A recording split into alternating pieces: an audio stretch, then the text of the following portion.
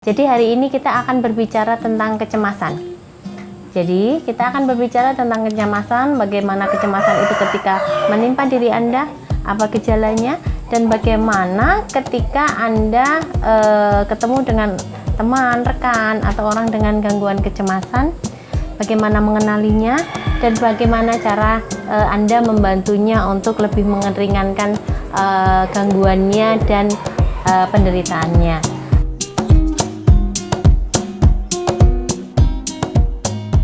Oke, assalamualaikum warahmatullahi wabarakatuh. Waalaikumsalam warahmatullahi wabarakatuh. Ya, selamat sore, salam sejahtera untuk kita semua. Selamat ketemu lagi dengan saya Siwi, psikolog dari Rehabilitasi Jiwa Tirto Jiwo di Kabupaten Purworejo, Jawa Tengah, Indonesia. Hari ini kita ketemu lagi bersama saya dan teman-teman ya. Di sini kita akan ngobrol bersama-sama. Jadi ikuti terus tayangan kami, jangan lupa subscribe dan like serta share supaya Anda bisa menemukan banyak kebaikan tentang informasi kesehatan mental, dan Anda turut mendukung dengan pemahaman Anda, turut mendukung kesehatan jiwa tercapai dengan baik di Indonesia ya. Jadi seperti tayangan-tayangan yang sebelumnya, kita memberikan informasi yang tentang ODGJ atau tentang kondisi jiwa ya, tentang kehidupan kami di rehabilitasi jiwa ya, yang kita harapkan supaya teman-teman semua memiliki pandangan yang lebih positif. Nah, kali ini berbeda dengan tayangan yang kemarin-kemarin, kita akan membahas tentang kondisi yang mungkin bisa ditemui di sehari-hari ya.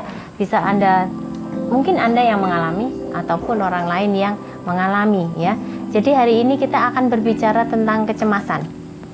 Jadi kita akan berbicara tentang kecemasan, bagaimana kecemasan itu ketika menimpa diri Anda, apa gejalanya, dan bagaimana ketika Anda ketemu dengan teman, rekan, atau orang dengan gangguan kecemasan, bagaimana mengenalinya, dan bagaimana cara Anda membantunya untuk lebih meringankan gangguannya dan penderitaannya. Oke ya, jadi kita mulai saja. Kita bahas tentang kecemasan. Banyak orang bilang bahwa bukankah semua orang pernah merasakan cemas gitu ya? Iya, pernah merasa cemas ya?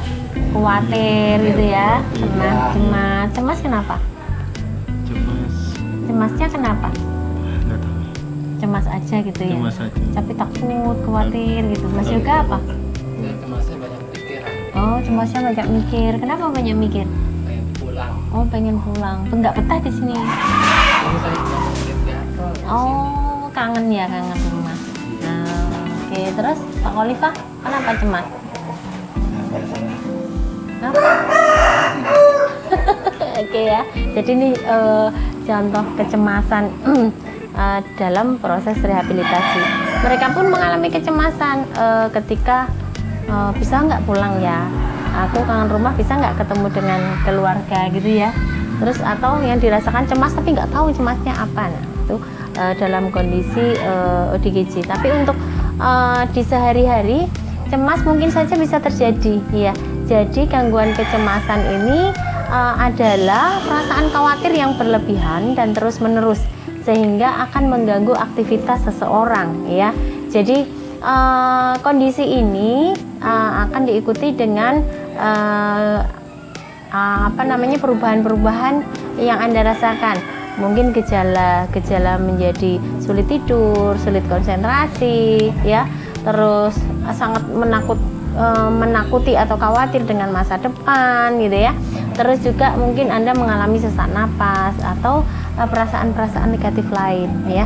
Jadi ketika tadi saya menyampaikan bahwa semua orang bisa cemas, bukan? Iya, betul. Tetapi yang kita bicarakan di sini ketika itu menjadi suatu gangguan adalah ketika kecemasan tersebut mengganggu aktivitas sehari-hari dan intensitasnya atau kemunculan dari gejala itu terus-menerus, ya.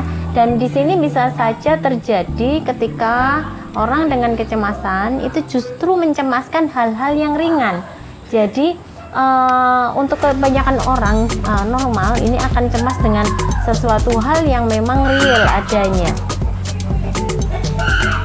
Tapi dalam kondisi gangguan kecemasan, kadang-kadang kecemasan itu berulang, panjang, terus muncul. Tapi sebetulnya yang dia cemaskan adalah hal-hal yang ringan atau yang sepele, gitu ya. Jadi itu bisa menjadi tanda Anda bisa mendetek diri sendiri.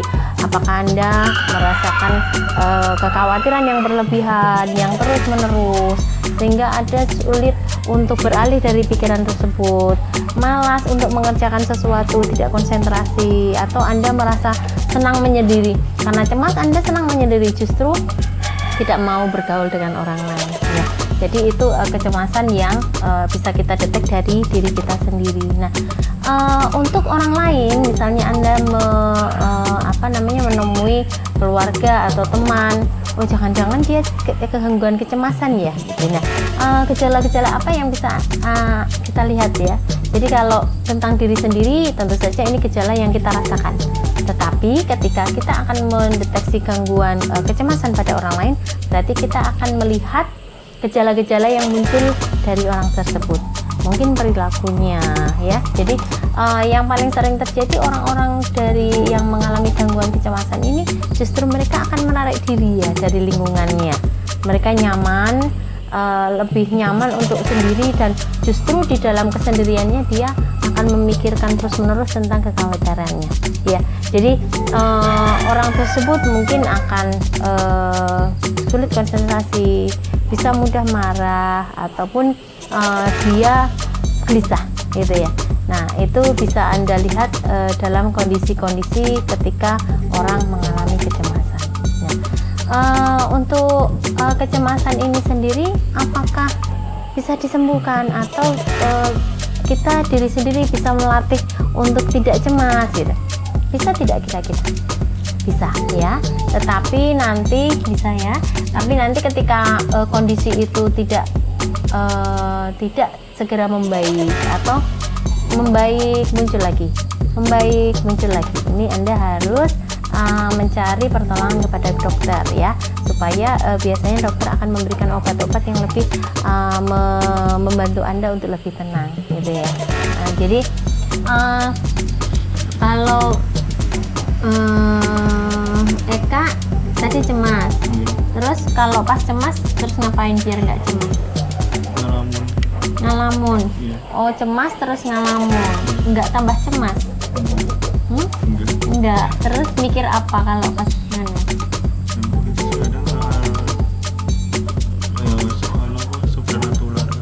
Supernatural. Oke ya. Jadi kalau di kondisi teman-teman di rehabilitasi ini kan tentu berbeda dengan kondisi teman-teman yang dalam kehidupan sehari-hari ya.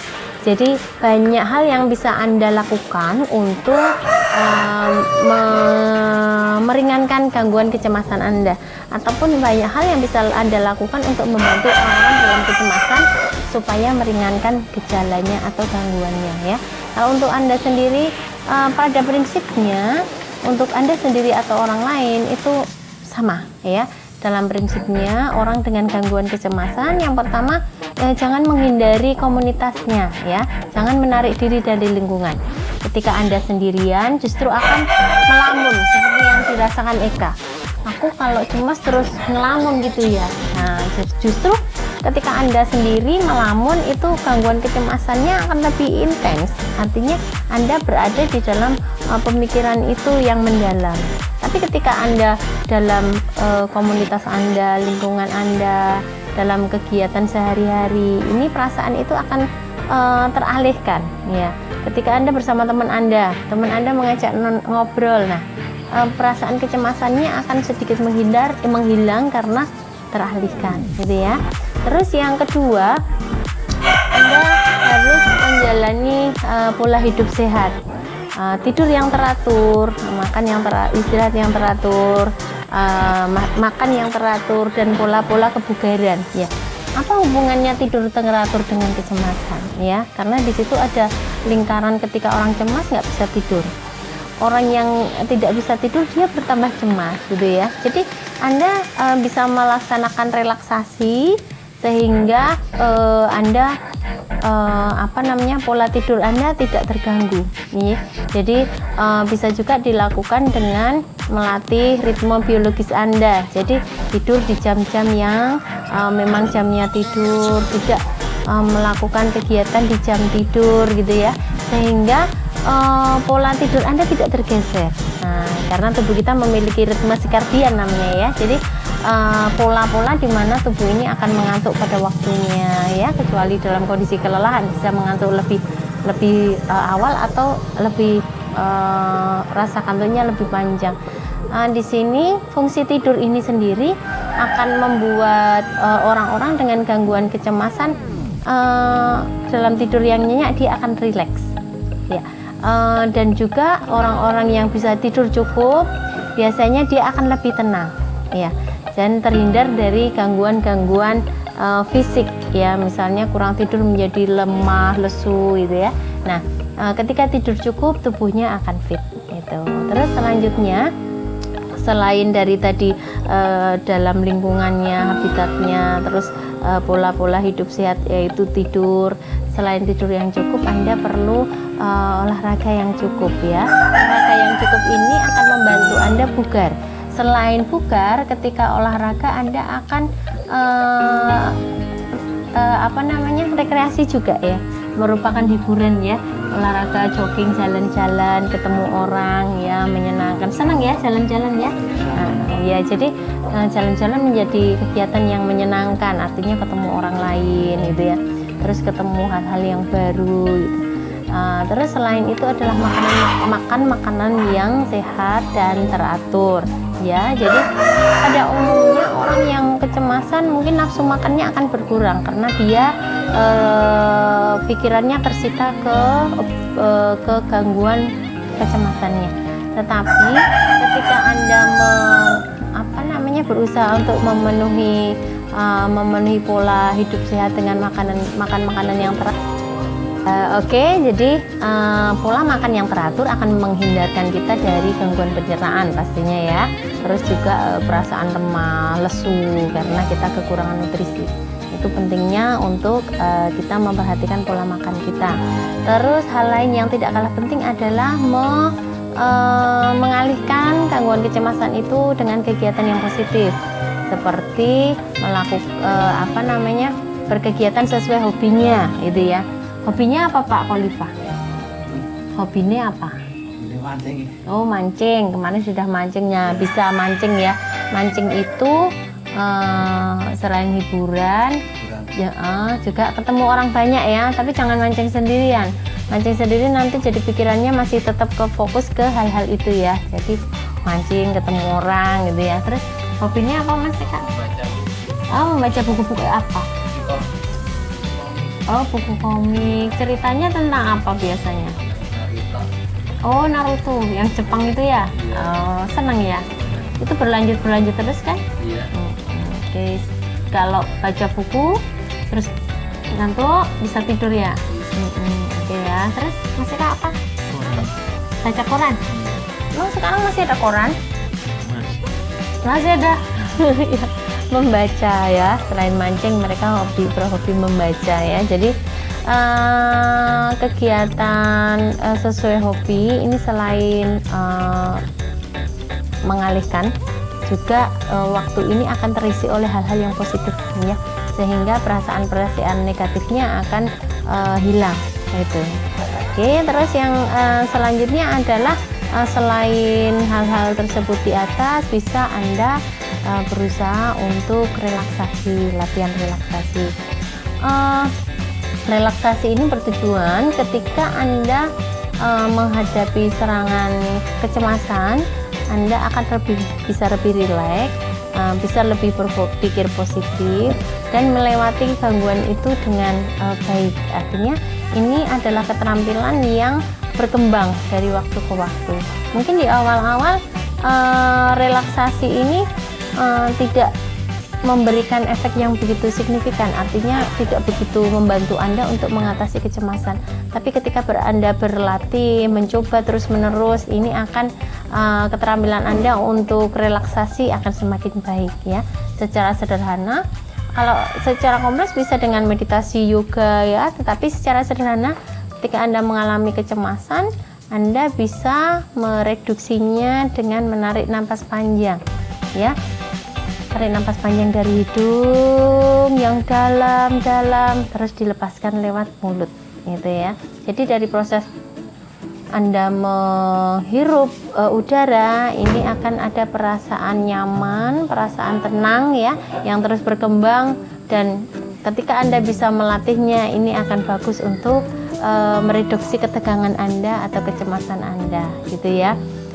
Terus jadi kecemasan ini sendiri memang sangat mengganggu ketika intensitasnya tinggi. Artinya kecemasan itu muncul berturut-turut dan jaraknya itu pendek ya. Nah, orang-orang yang bisa mereduksi atau mengelola kecemasannya dengan baik, ini akan semakin panjang dan akhirnya diharapkan dia bisa mengelola sehingga kecemasan itu tidak muncul. Pikirannya mungkin muncul ya, tetapi dia bisa memanajemen supaya itu tidak sampai mengganggu dirinya ya. Nah, Anda bisa mengaplikasikan ini juga kepada orang lain di sekitar Anda ketika Anda bisa Anda melihat orang-orang dengan gejala kecemasan ya. Jadi jangan justru menghakimi, kok kayak gitu aja kamu cemas, kok itu sepele loh, itu nggak mengancam jiwa loh, tapi kenapa kamu jadi cemas gitu ya. Jadi orang-orang dengan gangguan kecemasan itu perlu dukungan ya. Jadi dia perlu diterminasi atau dihentikan untuk pemikiran negatifnya dengan latihan berpikir bahwa apa yang dia khawatirkan itu tidak perlu dikhawatirkan, dan dia bisa mengantisipasinya gitu ya. Jadi ketika usaha-usaha yang Anda lakukan untuk diri Anda sendiri atau untuk orang lain itu masih meninggalkan gejala, artinya belum memberikan efek yang baik, berarti Anda perlu menghubungi dokter ya. Jadi jangan malu untuk minta pertolongan, jangan malu untuk Anda mengupayakan kesehatan mental untuk diri Anda dan keluarga. Karena apa? Karena deteksi dini terhadap gangguan mental ini akan berpotensi baik untuk kesembuhannya ya. Jadi ketika gangguan itu mendapatkan penanganan dengan cepat, dengan lebih awal, ini diharapkan ketika mendapatkan terapi hasilnya akan lebih baik ya, lepas dari faktor-faktor yang lain tentunya ya. Jadi mari teman-teman semua tetap berpositif thinking ya ketika Anda mengalami gangguan kecemasan, ataupun Anda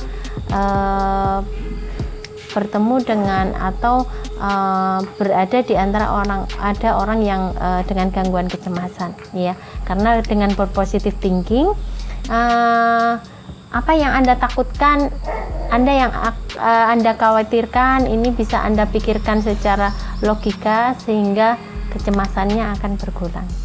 Oke, itu dari rehabilitasi jiwa dan nafsa tirta jiwa saya menyampaikan. Semoga tayangan ini, informasi yang saya sampaikan berguna, semoga menjadi manfaat untuk kita semua. Oke, ayo sampaikan. Selamat sore, sampai jumpa lagi. Selamat sore, sampai jumpa lagi. Oke, selamat sore, sampai jumpa lagi di pertemuan kita selanjutnya dengan topik-topik yang beragam. Jangan lupa tonton terus, jangan lupa subscribe, like, dan share. Oke, assalamualaikum warahmatullahi wabarakatuh. Salam sehat.